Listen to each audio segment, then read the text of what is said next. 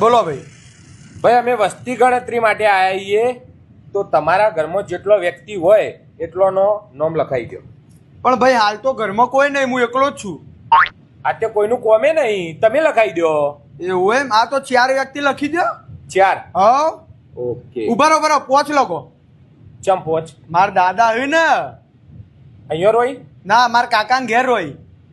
કાકાને ઘેર રોય? હા. આ તો એમનું નામ તો એમના કાકાના ઘરે લખાઈ જશે ને. પણ એરા કાલે મારા ઘેર રહેવા આવ્યું, એમને ત્યાં નહીં ફાવતું.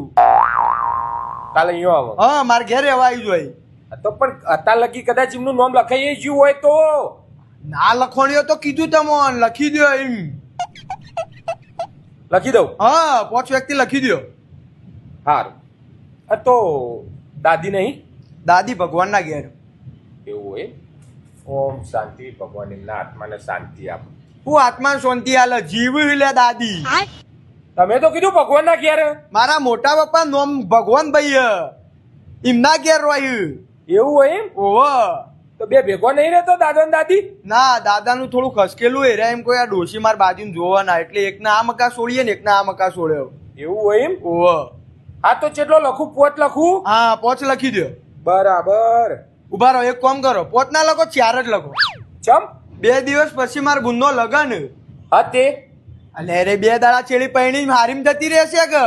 હા તો હું થઈ ગયું? પછી એ નોમ લખાય નો એ નોમ લખાય, ડબલ મહેનત થઈ જાય તમારે તો.